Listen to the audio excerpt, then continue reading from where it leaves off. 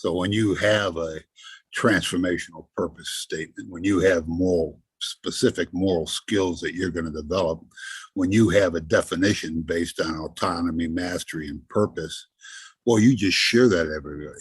I wanted my AD, I wanted to be held accountable, not the wins and losses, but I want to be held accountable to my transformational purpose statement. When you stand up with a group of parents, by the time they've come through this professionalized youth sports system, it's a $20 billion business in America. It's all based on performance.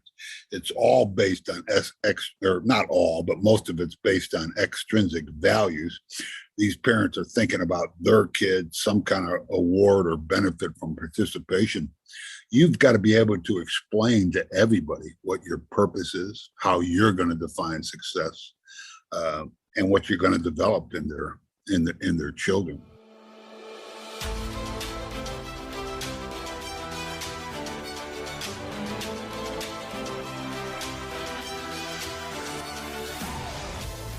Welcome to the Cutting Edge Coaching Podcast, where we believe coaches are some of the most important teachers and leaders in the world, and they deserve to be supported. I'm your host, Luke Gromer, and every week we're bringing you conversations with coaches, experts, and leaders from across sports that will help you get better at teaching and leading so that you can develop high-performing teams and high-character people. Coaches, welcome back to part 2 of my conversation with Joe Ehrmann. If you haven't had a chance to listen to part 1 yet, I'd highly recommend you do that before diving into this episode.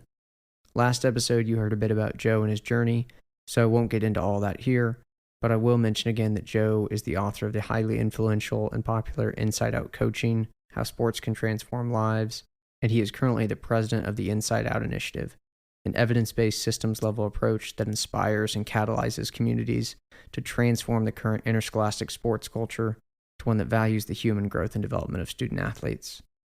In part 2 of this conversation, we talk about how to actually create a purpose-based athletic program, and we're joined by a special surprise guest that shares what it was like to play for Joe as an athlete and the impact he made on him.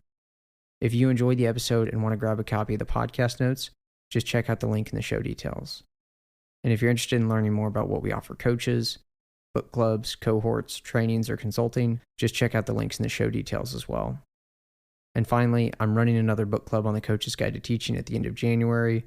It's going to dive into practice design and culture. Multiple spots have already been claimed, so make sure you check out the link in the show details if you'd like to be a part of that. Now to part 2 of my conversation with Joe Ehrmann. Enjoy the episode. And I want to hear your thoughts on this, right? You talked about the perspective of our culture towards sport, and that really what's valued there is performance and not as much the social emotional development of young people. My question is, as a coach, right? Maybe you're the head coach of a program. How do you align parents, stakeholders, athletes around that larger vision of purpose-based athletics when it is so common to just care about the performance? Yeah, well, that comes out of doing the work.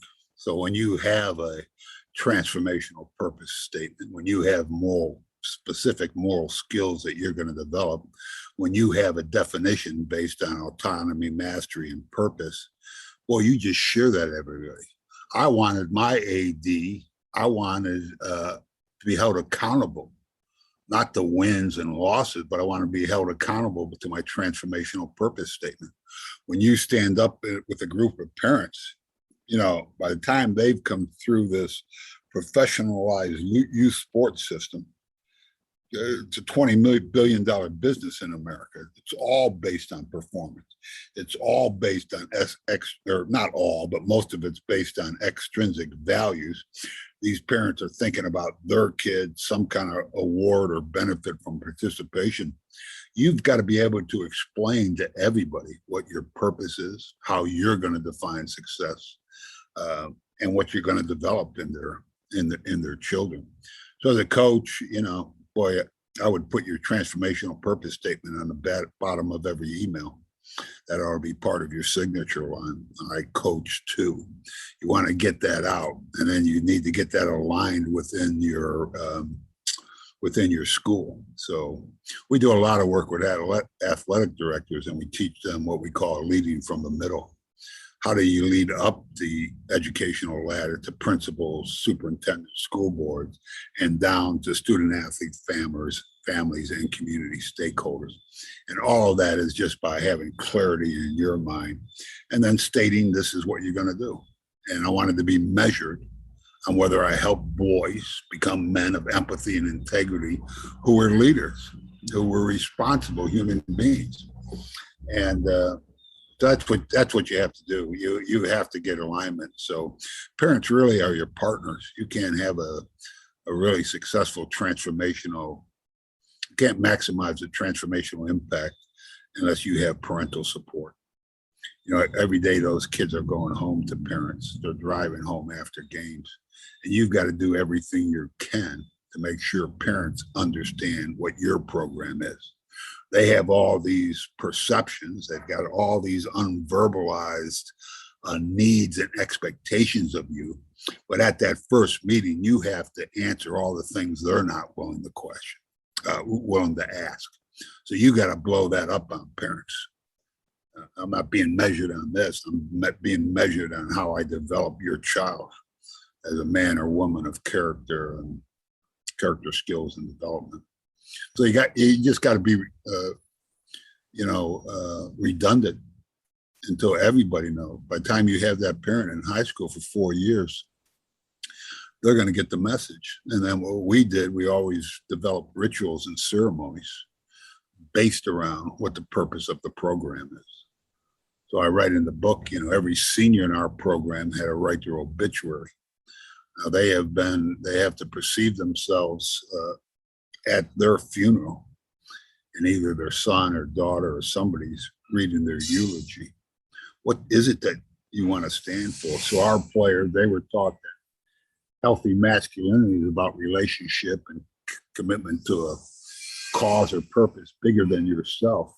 So they would get up and read that in our before the last game of the season. And then we would have a banquet after the last game of the season, and whoever wanted to read that reinforced what you were doing. And parents heard firsthand. And we'd always invite the 7th and 8th grade players and parents as well. Because we got to blow this professionalization and adulteration of youth sports.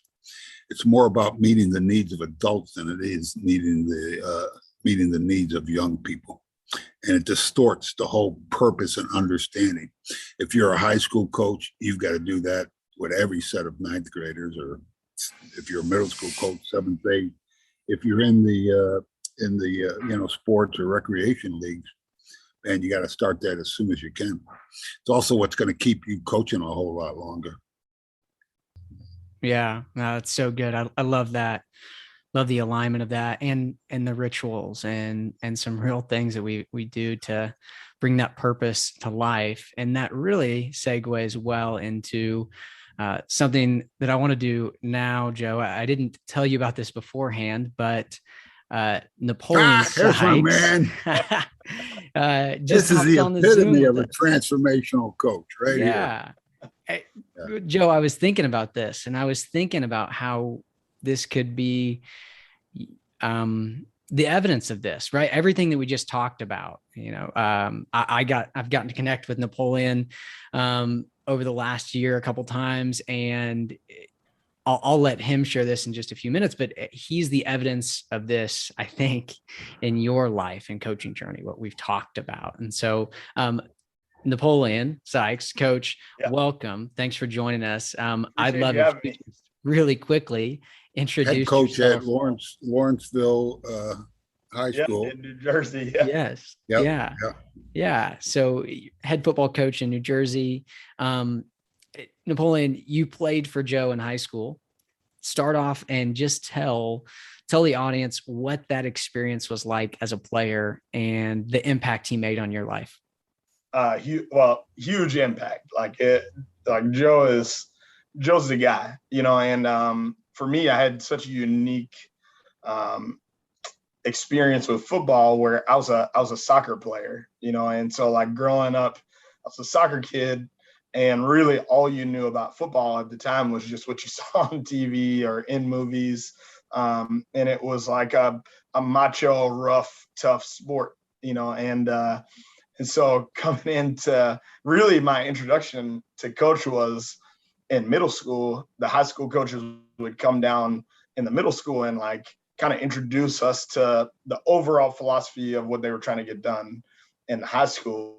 And then when I got up there to high school, like the first day, the coaches are talking about loving each other and loving the players. And our job as players is to love each other. And the job of the coaches is to love us, And so, it's such a unique, ground level introduction to football that was so uncommon for most kids. Like I didn't have the experience of having, the some of the horror stories that you see with youth football.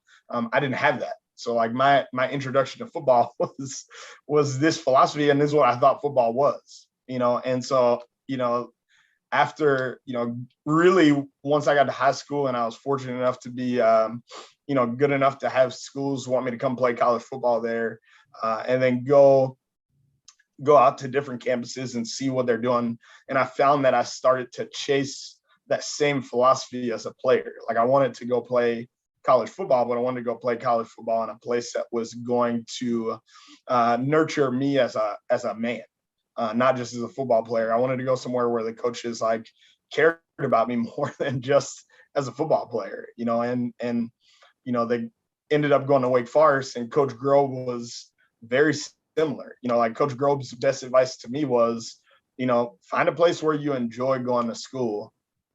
Don't think about football, like find somewhere where you enjoy the people, where the people are happy and where you feel like people are going to take care of you, and then on the flip side of that, fast forward a couple of years after college, I was fortunate enough to go back and coach at Gilman and work with Coach Ehrmann, which was huge. And like at the time, I sort of thought I wanted to coach, but like going back and being on the other side of it really solidified that whole desire to continue to do that. And like I tell my kids now, like football, like I'm a football coach, but like it's not because I just love football. Like I love football, but what I really love about it is it was just, other than my dad, and like this was the first group of men outside of my dad that talked about being a gentleman, that talked about, caring for other people and being mindful of other people's feelings and what they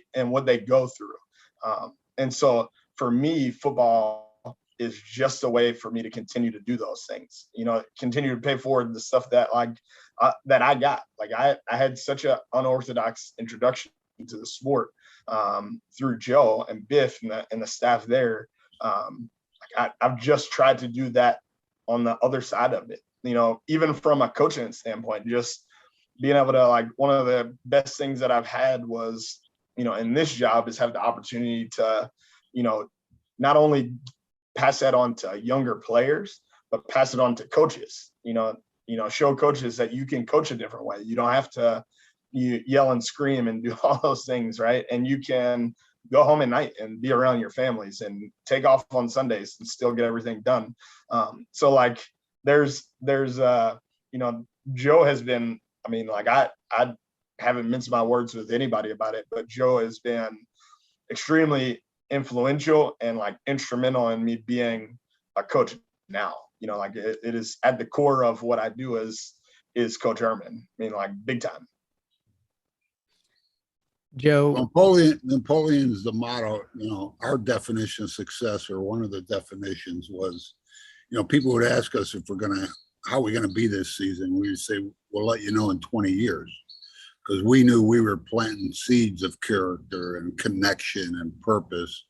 And 20 years later, Napoleon was just outstanding as a young man and was very blessed. All we did was build on what his relationship with his dad was. But if your audience has never read Season of Life by Jeffrey Marks, story of a football star, a ball boy in a journey into life. It was a New York Times bestseller, but you'll see the man, that character that Napoleon was as a high school student was just so exemplary. And yeah, I'm just proud of him. And he's now on my board of directors, and we have 5 or 6 other guys from his era on the board of directors as well, all men of great integrity, character, and, you know, all of great family men. He has 2 beautiful boys that I know are going to be great men, and a little girl on the way up too. Yep. Yeah, man, I love that. I love that. I just think that's so powerful, seeing the lineage, right? Joe, from you to Napoleon, and then, you know, Napoleon poured into these players that he's coaching now, right? Because that's what it's about. Joe, what does it feel like for you to watch Napoleon coach now, or to hear him say what he just said? Well, I think, you know, and I've always been a social activist and involved in causes. I think that period of time was one of the most productive, important periods of my life, building into these young men. And we had a great coaching staff. It wasn't just me by any stretch of imagination. But I'm just so proud of him and the other players, because they're all real change agents in this world. And to see him, you know, he's building his own legacy. But, you know, it's what I was talking about, performance versus moral character skills. Performance character skills are really about your resume. It's kind of the ladder of quote unquote success. Moral character skills are your eulogy. And when I think of my own eulogy, I think of people like Napoleon that just validated part of my time on this earth. So it's what every transformational coach longs for. You just want to be able to produce and support and encourage the human growth and development of your players to the point where they become just incredible men, husbands, and fathers. So very important to me. Yeah. Napoleon, one more question for you. Yeah. What did it feel like to be coached by Joe? It's awesome. I mean, like, you know, like, I mean, like, to boil it down into one thing, it felt really safe, you know, and what I mean by that is, like, it was like, there's very few times in sports, like in high level sports, that you feel safe enough to not be perfect, or to be wrong, or to, you know, like, it was a very unique experience, to where, you know, not just me, but just to be able to see other guys, like, you could make a mistake and it not be like, you weren't going to get taken out of the game. You know, you weren't going to get scolded when you got to the sideline. You know, it was a very unique situation. Like Coach was talking about season of life. I can remember the Mount St. Joe game was like, it was really tough for me. You know, like, I'd lost a kid that was like my little brother, and that was like the first time, like, all those emotions came back at the beginning of that game. And to have coaches that were in the heat of a game be so mindful of how I felt as Napoleon, not Napoleon the football player, right, was huge. Like, that's really uncommon. You know, like, it's really uncommon in general for guys to feel that way, but, like, I mean, we were in a game. We're on a sideline, you know, like, I'd come off the field from a kick return, and, like, by the grace of God, I didn't get taken out, because I, like, literally, I was sobbing, and I, like, couldn't see. I just was like, I couldn't see. I was sobbing. And when I got to the sideline, like, just Joe gave me a huge hug. Like, but that was, I mean, those are those moments. What I mean by, like, to play for someone where you truly feel safe enough to be who you are as a person, and allows you to become, like, a better athlete. I mean, it allows you really to to grow in so many different ways, socially, like everything. And all the things that that they were trying to do for us, when they allowed us to be us, it allowed us to grow, right? It allowed us to grow in a leadership role. It allowed us to grow as young men. And we had room to like fall sometimes and it not be the end of the world, or it not be, really like an indictment on who we were or who we were trying to become. It was really a place that we felt like we could grow, and there's not that many times that there's not many times in life where you feel like you are in a safe enough place where you can actually grow, and so that was huge. Like those years at Gilman were, really just, if you could just boil it down to those, 4 football seasons, even as a JV player, like I played JV my freshman year, and very much felt a part of that same community. It wasn't a varsity thing. Like that wasn't like Coach Ehrmann and Biff and the crew, like they focused all that journey and all of that culture into the varsity kids. That was trickled down all the way through the middle school kids. I mean, like that was a really cool time in my life for growth. But it's really why, like, I always tell people, I'm like, I got immersed in it for 4 years. And then I got tastes of it for 2 years as a middle schooler. And so, and then was fortunate enough to find that same kind of philosophy and same kind of environment, same kind of culture for 4 more years at college. So like, I was, for me, I always tell people, I'm like, I've been like abundantly blessed for my my football experience has been very unusual compared to most people. But that's why, for me, it's funny, like, because like some of the times I say stuff and I'm like, man, that just came right from the guys that I did. But I tell kids all the time, like when they bury me, and hopefully that's not for a long time, but like when they bury me, like nobody, I mean, like, some people may care about how many games I won and all that stuff, but like, it's literally, that's not what I care about. Like, I care about like all the kids that, like, the coolest thing for me right now is, being able to coach college kids for so long. Like, kids are dads, husbands, like they send me pictures of their kids. Like, it makes you feel a little old at times, but I mean, that's what, like, that's like the part that you want. You know what I mean? Like, you get to go different places, and there's, the culture of moving around in college coaching and high school coaching and all that stuff. But like, when it really boils down to it, like the impact that you've had on young men and the families that they create is like, that's the part that's really cool about it. I mean, like, some of it sounds cliche, but it's legit. Like, that's what it's all about.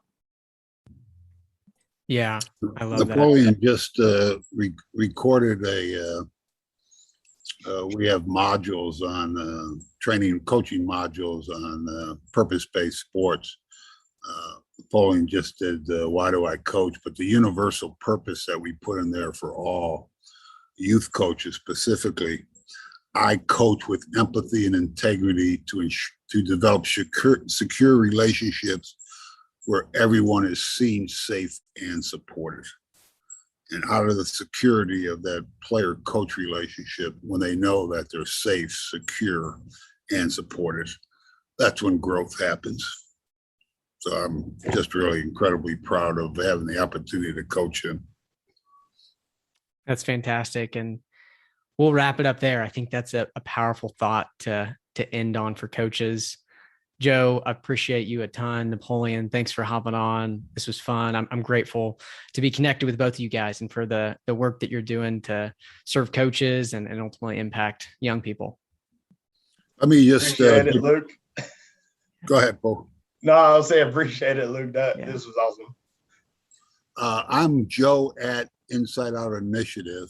If anybody wants to contact me, and Paul, why don't you give your contact information? Yeah, it's just the easy one is InSykes, SYKES at lawrenceville.org. And that's like the easiest way. I got a long my other emails.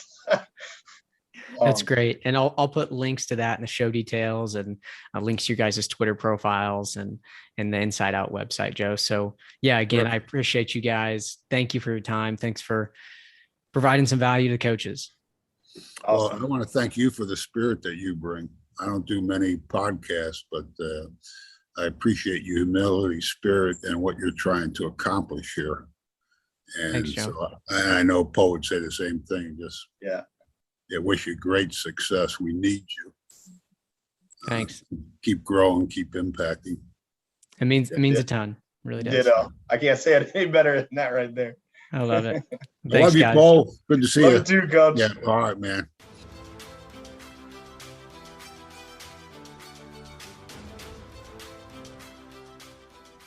Coaches, thanks for listening to this episode, and a huge thanks to Joe and Napoleon for joining the podcast. As always, if you enjoyed the episode and want a copy of the podcast notes, check out the link in the show details. I've got 3 takeaways from part 2 of this conversation. Number 1, creating a purpose-based athletic program starts with us becoming purpose-based coaches. Then we have to communicate that vision and purpose to all the stakeholders. Number 2, develop rituals. Joe mentioned a couple of the rituals that were part of their program, and I absolutely love having your players write and read their own obituary. So whether it's that or something unique to your program, come up with a ritual that connects players back to your purpose. And number 3 is what Napoleon shared about how it felt to be coached by Joe. Quote, "It was awesome. To boil it down to one thing, it felt really safe. It was safe enough to not be perfect." What an incredible testimony to the kind of coach Joe was for Napoleon, but also the power of being a transformational coach. I hope every one of my athletes and yours can say the same about us one day. Hey, thanks for listening to the podcast. If you enjoyed this episode, would you take a minute to leave us a rating and review on Apple Podcasts or Spotify, and or give this episode a shout out on Twitter? It goes a long way in helping us share with more coaches.